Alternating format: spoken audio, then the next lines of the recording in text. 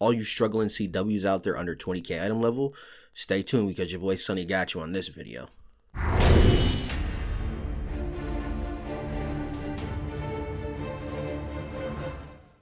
Yo, what is going on, everybody? It is your boy Sonny here, back at it again with another Neverwinter video. By the title and thumbnail, you know why you clicked on. I'm going to be bringing you guys my under 20k item level CW build. Now, you guys might be thinking, what, Sonny, what's up with this build? Now, my eyes are a little bit more opened up playing here on PC, and I wanted to bring you guys this build because I'm going to be doing more of these type of build. Now, this build is dedicated for under 20k item level. Now, maybe you can use some of the powers and the feats, but the gear and stuff is definitely not going to bump you up that high. But this is just to help those players who are not at that high level yet.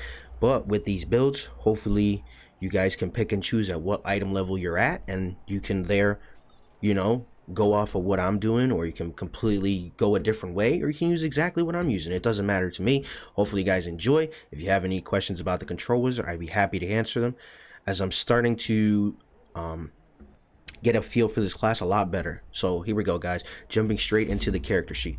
Now, this is why it was so important that you wanted to make sure that you finish the yawning portal, because you want to have access to Mies. All these feats, the arms, and the armor are all pieces of 950 gear, but they are all from Mies. Now, the headpiece is from the seals of the deep that you get from running the queues. That is why I can't stress this enough, guys. You have to run your queues every day. Every day. And with this build, even though we're under 20k item level, we still can run the epic trial. Now, I'm not sure why we can run the epic trial, and not the epic dungeon, but whatever. We get almost over 30,000 from just that one dungeon. That's plenty of money to get us on the way and get us a couple things we need. So let's talk about some of the things that I brought with my money, and some of the things that you guys want to buy as well, because with these builds, they will stack. Okay, so right now, a couple of pieces of gear that I got is my neck and waist. Now, it is the belt of the Mad Mage set. That is the set I'm going to be going after. The neck and waist is relatively cheap right now on the auction house. Now, the only problem is I'm not buying the artifact yet, but we do have the waist and the neck ready to go. For the rings, I was able to snag up one of the Tom rings for the sniper's perk, but I also was lucky enough to get the other ring that I need from the Mies. So that is why it's so important to run Mies, guys, because the Mies drop one of the rings we need. Not to say that you can't buy both spy rings, but the problem is stats. That's 40k accuracy from just 2 rings. In my opinion, that's just a little bit too much accuracy. But hey, if you can play around, and you know, as you can see, my stats aren't anything crazy right now, but they're balanced for where I'm at. This build, you're not going to be nuking dungeons, but you are going to be able to nuke the content that we're running through.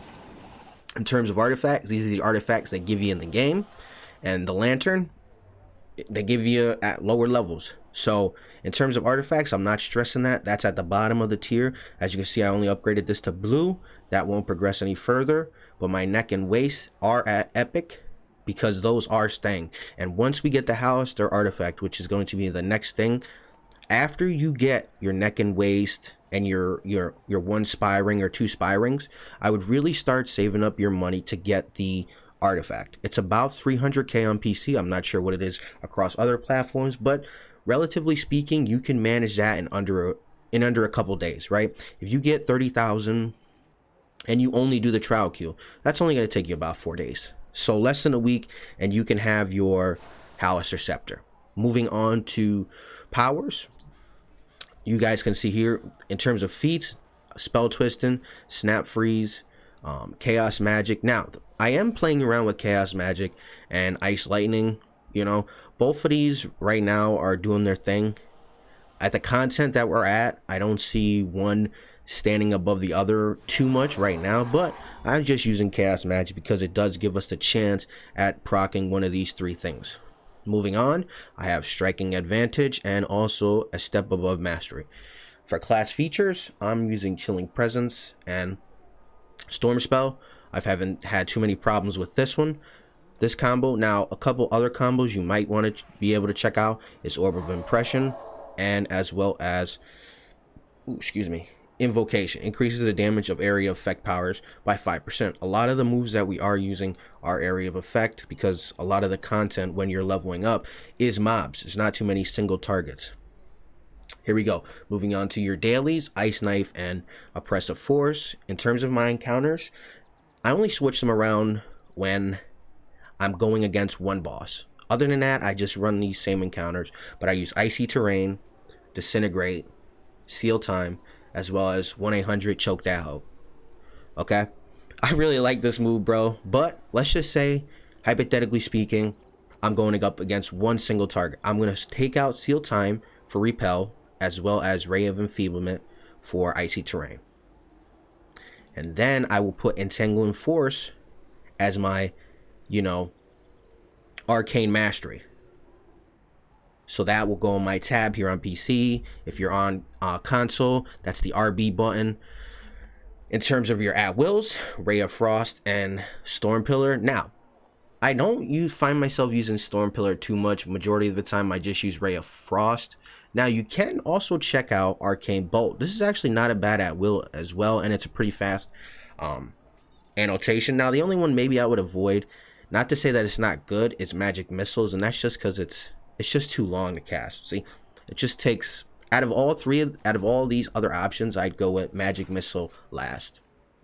In terms of boons, I mean, I'm just going with the boons I got. Everybody's boons are going to be different, but you definitely want to invest in power and hit points.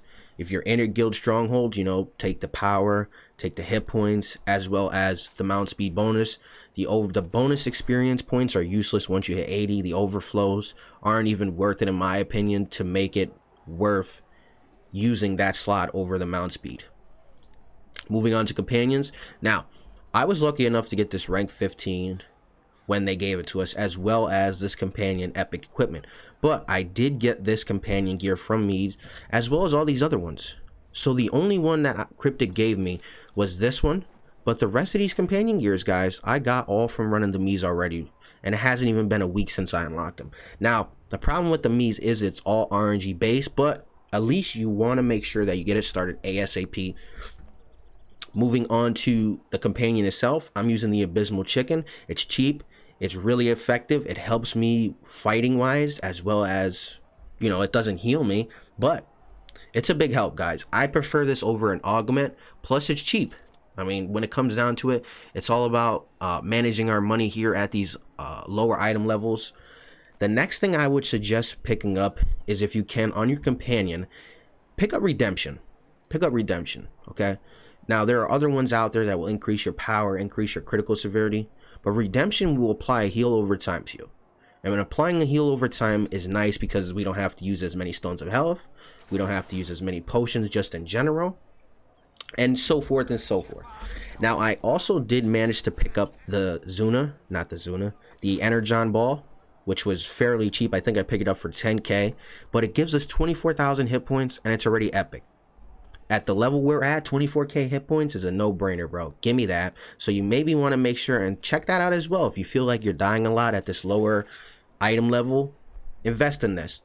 It's probably going to get rid of at some point down the road, but a good investment right now. And mounts. Mounts are another thing that's going to be hit or miss depending on your situation. Your boy Sonny was lucky enough to be giving this epic mount, so shout out to the person who gave it to me. But if not, I'd still be rocking around with these rare mounts. Now, if you don't have an epic mount, you at least want to save up some money and buy a rare mount, because you definitely want your mount speed bonus, and that's why you want to also join a guild, guys. Once you hit 80, okay, you definitely want to make sure you join a guild. I, throughout my whole adventure, got to 80, and then as soon as I hit 80, I was like, okay, I'm done with it, joining a guild. But I mean, other than that, guys, that is it. In terms of enchantments on my person, I'm only using rank 8s, nothing too crazy, rank 8s. Now, forgot to mention this in the beginning of the videos. This is another thing that is overlooked as well, is just free refinement points. In my utility slot, in my neck and waist, I'm actually using Dragon Hordes. Now, I have rank 9s. You can buy rank 9s as well, because I'm pretty sure they're cheap across all platforms.